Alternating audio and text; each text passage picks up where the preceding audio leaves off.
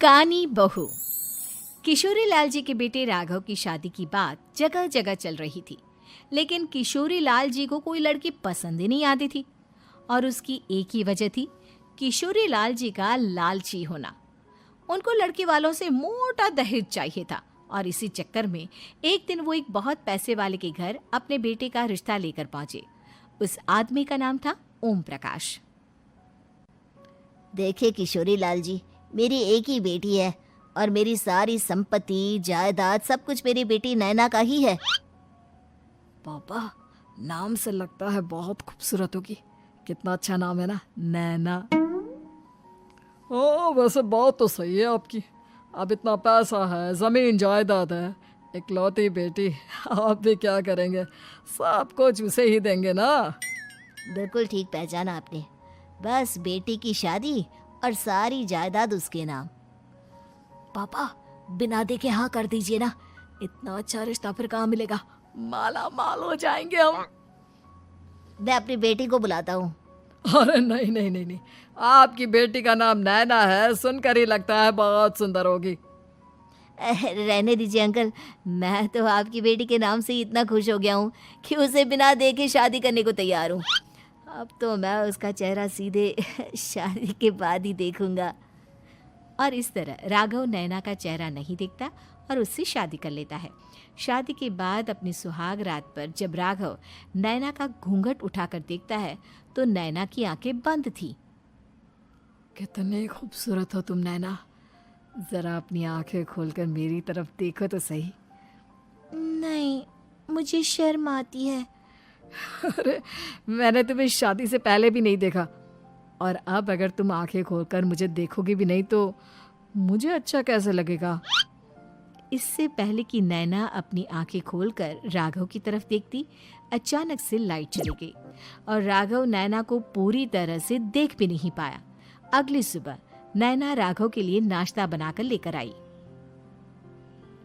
अरे ये क्या, आधा पराठा सीका हुआ है और आधा बिल्कुल कच्चा। ये तुमने क्या किया नैना? बहू, तुमने क्या आधा पराठा तवे से नीचे लटका कर रखा था, जो आधा सिका है और आधा कच्चा? मुझे जितना दिखेगा उतना ही तो सीखूंगी ना पापा जी। जहाँ जहाँ मुझे नजर आ रहा था वहाँ मैंने सीख लिया, जहाँ जहाँ नहीं दिखा वहाँ कच्चा रह गया होगा। इसका क्या मतलब है? ये कैसा मजाक कर रही है तुम? अरे बहू, तुमने इतना लंबा घूंघट क्यों लगाया हुआ है? देखो, हमारे घर में बहुओं को बेटी की तरह रखा जाता है, और फिर तुम तो इतना सारा माल लेकर आई हो। देखो, ये घूंघट डालकर रखने की कोई ज़रूरत नहीं है। हाँ नैना, पापा जी ठीक कह रहे हैं, तुम तो आराम से रहो, अपना ही घर समझो। नैना अचानक से अपना घूंघट उठा लेती है। अरे ये क्या पापा, नैना की तो एक आंख फूटी हुई है। नाम से नैना, लेकिन ये तो कानी बहू निकली। मेरे साथ धोखा हुआ है, धोखा। बिना दिखाए अपनी कानी लड़की मेरे संग ब्याह दी। मुझे कानी बीवी नहीं चाहिए।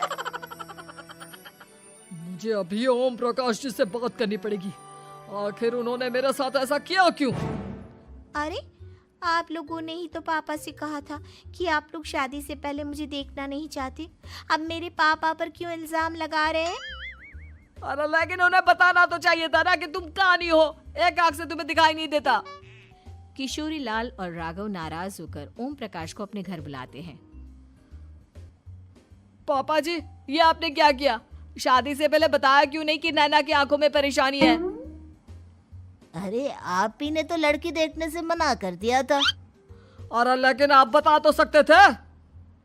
आपको तो हमारी बेटी की प्रॉपर्टी चाहिए थी, वो भी पूरी की पूरी। अब क्या हुआ अगर उसे आधा दिखाई देता है? प्रॉपर्टी तो आपको पूरी मिल गई ना। अरे ये क्या बात हुई? मेरी शादी प्रॉपर्टी से नहीं, आपकी बेटी से हुई है। अब ये तो पहले सोचना चाहिए था, तब तो मेरी प्रॉपर्टी देखकर तुम्हारी जुबान लप लपा रही थी। लेकिन मैं कानी लड़की को अपनी बीवी बनाकर नहीं रख सकता। पापा, कुछ करिए ना आप। हाँ, करता हूँ। देखिए ओम प्रकाश जी, आप हमारे साथ ऐसा नहीं कर सकते। और तुम देखो, अगर तुमने मेरी बेटी से शादी तोड़ी ना, तो जो भी प्रॉपर्टी मैंने तुम्हें दी है वो तो पूरी की पूरी वापस ले ही लूँगा, और आधी प्रॉपर्टी तुम्हारी भी लूँगा। अरे मेरी आधी प्रॉपर्टी भला क्यों लेंगे आप?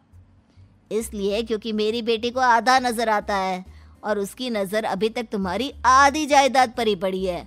अब तुम उसे घर से निकालोगे तो कुछ तो लेकर जाएगी ना। और अगर हम आपकी बेटी को अपने घर की बहू बना कर रखे तो?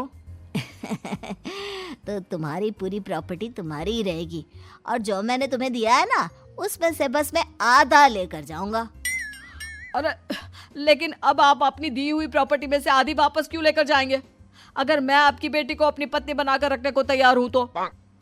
इसलिए ताकि भविष्य में अगर तुम मेरी बेटी को धोखा दो तो उसके पास कुछ तो रहे जो पति का हो। वैसे मेरे पास तो बहुत कुछ है, लेकिन अपने पति की कोई निशानी तो उसके पास होनी चाहिए ना।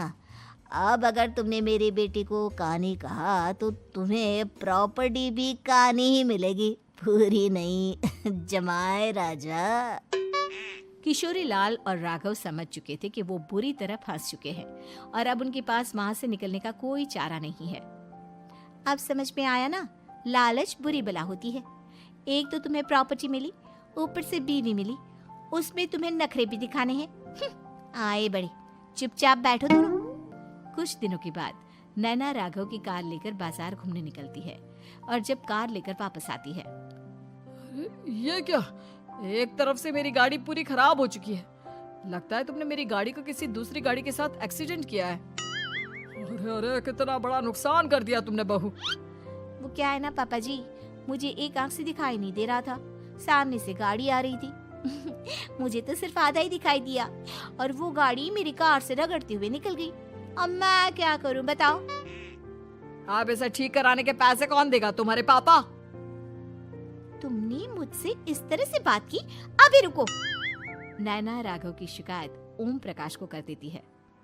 देखो राघव, अब जो मेरी आधी प्रॉपर्टी तुम्हारे पास थी ना, उसमें से आधी और मैं लेकर जाऊंगा, क्योंकि तुमने मेरी बेटी को डांटा। अरे नहीं नहीं पापा जी, गलती हो गई, माफ कर दो। गलती की तो कोई गुंजाइश ही नहीं।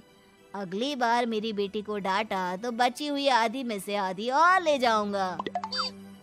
लालच के चक्कर में हम दोनों ने बहुत बड़ी गलती कर दी बेटा। एक तो तुम्हें कानी बहू मिली और ऊपर से जो माल मिला वो भी काना।